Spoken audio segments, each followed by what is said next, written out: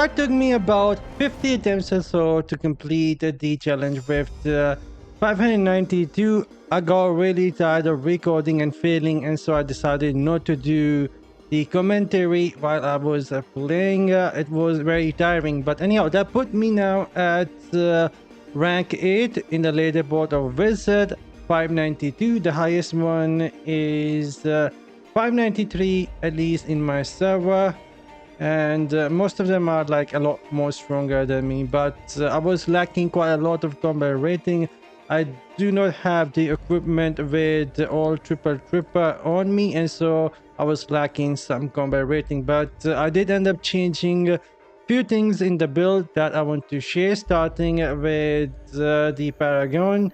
North, I ended up switching a few things around, and this is what I end up using this time around from the Paragon North. And then also end up making a change here for the Warband, and I was using the attacker role for a bit more damage. And then the set item remained the same for me, which is going to be 4-piece Virtus Arches. We had to use a lot of primary against the boss, and so this is how we will be getting that single target damage that we needed.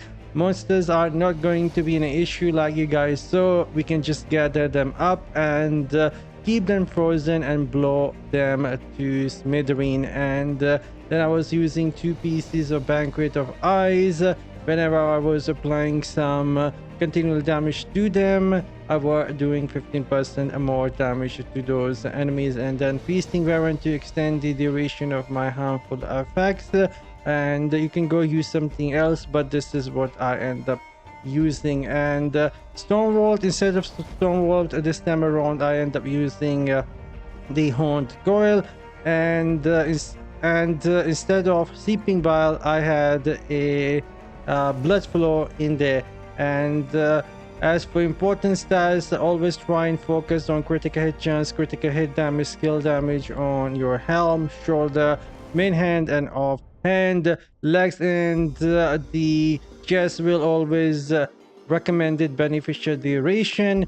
For the belt, again, beneficial duration. Legs, beneficial duration. For the rings, you can try and get skill damage cooldown, and for the amulet you can try and get that as well. Now for the essences, I did end up switching one essence here, and that is for the main hand. Now I am using Equalizer since we spamming quite a lot of ability.